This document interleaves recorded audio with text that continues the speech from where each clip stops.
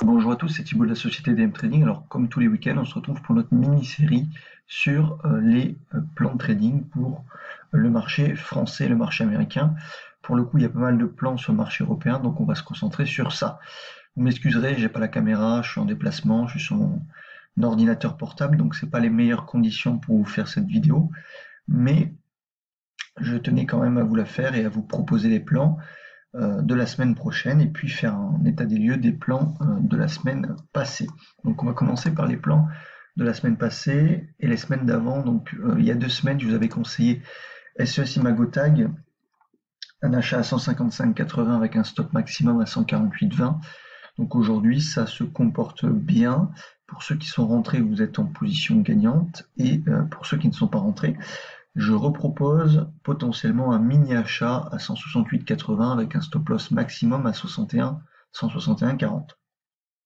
Voilà, donc ça c'était le plan d'il y a au moins 2 semaines. Ça se passe plutôt bien et il y a du volume. Donc voilà, ceux qui sont rentrés à 155,80, vous vous mettez flat pour ne plus rien risquer. Concernant mes positions, alors j'en ai plein. J'ai Accor qui s'est déclenché cette semaine, ça se passe très bien. Normalement, vous êtes dedans, c'était le plan donné la semaine passée, je crois. Donc deux séances qui se sont bien déroulées, qui ont franchi notre niveau pivot et qui proposent une belle semaine sur ce titre Accor. Voilà. Concernant le reste, vous avez VGP qui stagne sur le niveau de point d'entrée. On a eu un petit retour. Visium qui a bien accéléré ces derniers jours, donc on est en belle plus-value sur le titre.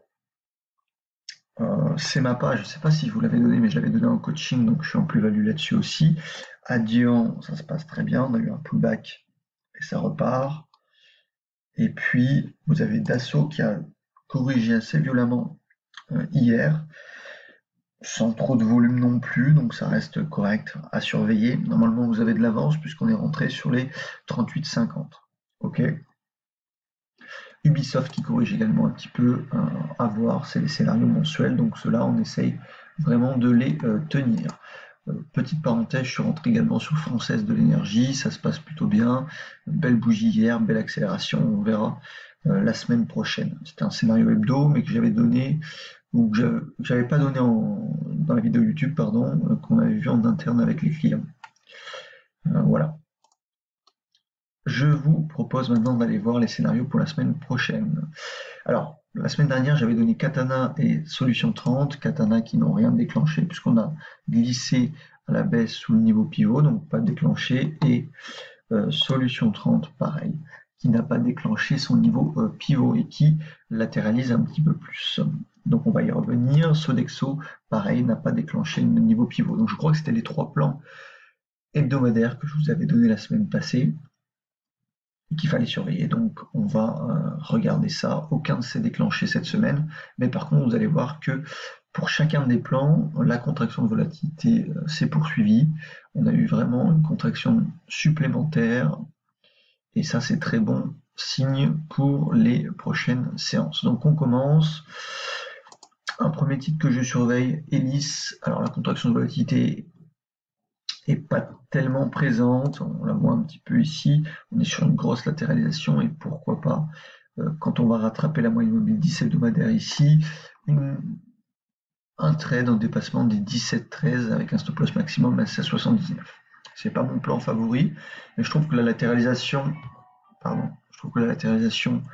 en hebdomadaire est relativement longue pour donner un nouveau mouvement et quitte à aller chercher éventuellement les 20 euros. Voilà, mais c'est pas le plan préféré. Katana reste Katana n'est pas un plan à reprendre cette semaine, il n'a pas été déclenché, il y a eu de la volatilité à la baisse.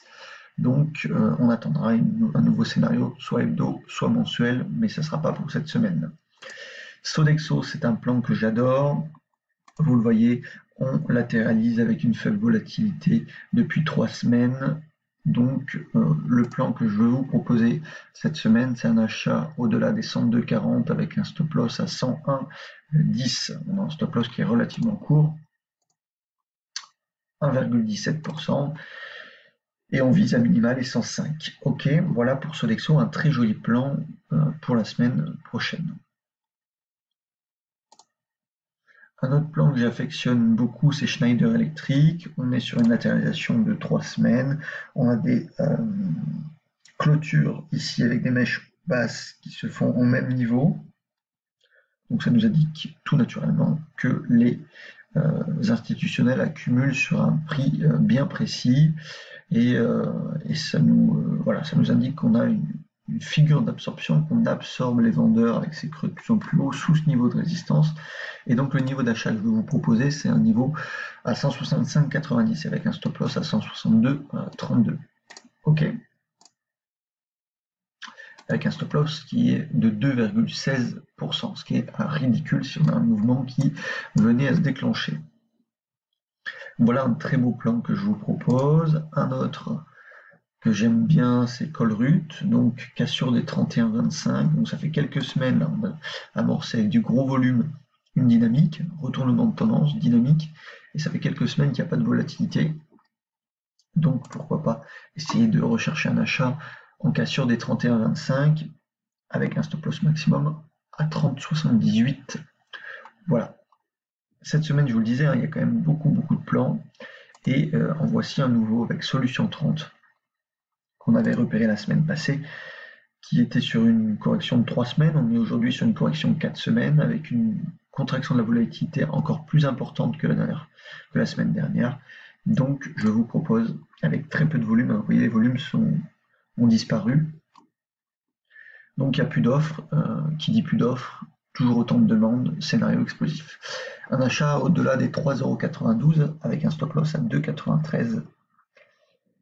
Voilà, pour ceux qui sont un peu frileux, vous pouvez attendre la cassure des 3,13 éventuellement.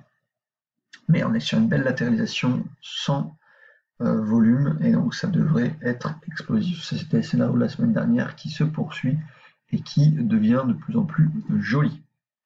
Voilà, et le dernier plan hebdomadaire que j'aime bien, c'est KBC avec une cassure des 63,30 pour un stop loss maximum à 61,66. On est en train de faire une tasse séance. Et si on venait à casser cette grosse latéralisation, pourquoi pas aller chercher les 70 €. Donc vous avez KBC, éventuellement vous avez Solution 30 qui est très jolie, vous avez Colruyt, vous avez Schneider, vous avez Sodexo et vous avez Elis.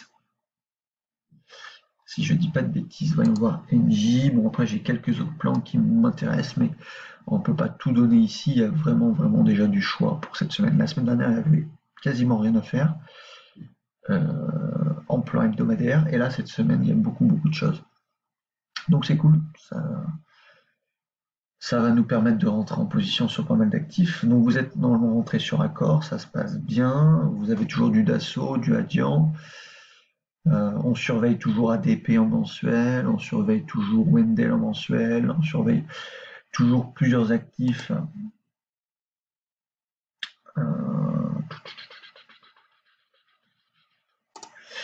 en mensuel. On surveille du Fugro, on surveille du ADP, ok, on surveille du Morelen prenez bien parti, du GMT normalement vous êtes dedans, ou alors j'en ai parlé au client, je sais plus, avec le temps, voilà. Donc la semaine passée, pas beaucoup de trades, si ce n'est Accor, voilà. Et concernant le marché américain, ça se porte plutôt bien. On a eu un gros gap aussi sur Adobe et le reste a plutôt corrigé, mais on sent qu'il y a du relais sur le marché. BLKB toujours en positif. J'ai pris du Funko, c'est pas mal, c'est positif. J'ai toujours du Harry sur point d'entrée, du CRNC en positif et du GSHD en positif. Alors il y a plein d'actions au marché américain. Peut-être que j'aurai l'occasion de vous en donner la semaine prochaine, vu que je suis en déplacement là. J'ai pas trop le temps d'analyser le marché américain, ça me prend vraiment du temps. Mais à partir de la semaine prochaine, j'essaierai de vous donner quelques valeurs également sur le marché américain. Voilà. Concernant les cryptos, ça prend cher, de la volatilité, je suppose à cause des problèmes avec Binance. Je suis pas un expert sur les crypto-monnaies, donc il y a de la volatilité. Quand il y a de la volatilité comme ça, nous c'est notre ennemi numéro 1. Donc on ne veut pas trader quand il y a de la volatilité. Ok. Donc on avait déterminé cette zone de faible volatilité, vous étiez rentré là, peut-être stopper directement, re-rentrer, puis après il faut se mettre flat et on voit qu'il y a de la volatilité assez violente. Le prix en fait latéralise et il n'est pas improbable qu'on revienne chercher les 1840 à chaque fois qu'il y a de la volatilité. Les acheteurs se font pas prier, voilà, se font pas attendre trop longtemps et on a vraiment une reprise. Bon, sur les crypto-monnaies, c'est vraiment à patienter pour le moment. On a vu un scénario qui n'a pas super bien fonctionné. Pour le moment, ça reste, à mon sens, dans une dynamique haussière, mais qui est fragilisée. Et si vous n'êtes pas rentré comme moi extrêmement tôt sur les titres, sur les actifs, compliqué pour le moment. On verra s'il y a pas un scénario mensuel qui peut se déclencher. Mais il faut que la volatilité se calme absolument sur les crypto-monnaies. Donc voilà sur le marché pour la semaine prochaine. Je vous le disais, Française de l'énergie, je suis bien rentré, ça remonte bien. SS Imagotag, vous êtes normalement en position gagnante. Un renfort est possible. Elis, vous rentrez à ce niveau-là éventuellement. Katana, rien à faire. Sodexo, vous rentrez sur ce niveau-là. Schneider, vous rentrez sur ce niveau-là. Colorit, vous rentrez sur ce niveau-là. Solution 30, pareil. Et KBC, pareil. Voilà. Il y a d'autres plans, mais c'est déjà suffisant pour la semaine prochaine. Je m'excuse pour la qualité de la vidéo, pardon. Bon, vous n'avez pas la vidéo, puis on est sur un petit écran, donc c'est pas facile pour vous peut-être de voir le graphique correctement. Niveau micro aussi, bon bah c'est pas folichon, mais voilà. J'espère que ça vous aura plu. Laissez quand même un petit pouce bleu si c'est toujours une série qui vous plaît. Je vais me décider sur le nom de cette mini-série et je vais faire également une miniature. Donc laissez un petit pouce bleu, un petit commentaire si vous avez pris accord la semaine passée. Normalement vous êtes gagnant et puis voilà. On perd peut-être 50% du temps, mais avec des bons risk-reward, on va compenser ces pertes. Ok. Et pour ceux qui pourraient être intéressés par un stage en salle de marché, on va réouvrir notre salle de marché à nos étudiants et à nos clients. Et ben, n'hésitez pas à nous contacter à contact@dmtraining.fr. Et pour ceux qui veulent être coachés, vous allez sur notre site internet et vous avez la possibilité d'être accompagné soit pour le briefing, soit pour le coaching à des tarifs raisonnables. Je pense qu'à l'avenir, ils augmenteront. Et vous avez aussi le paiement plusieurs fois qui est possible. Donc voilà, n'hésitez pas en petit groupe pour les accompagnements. Et ça se passe super bien. Et c'est comme ça qu'on progresse. Ok, très bon week-end à tous. Surveillez les plans que je vous ai donnés, ça va bouger fortement. Dans quel sens? J'en sais rien.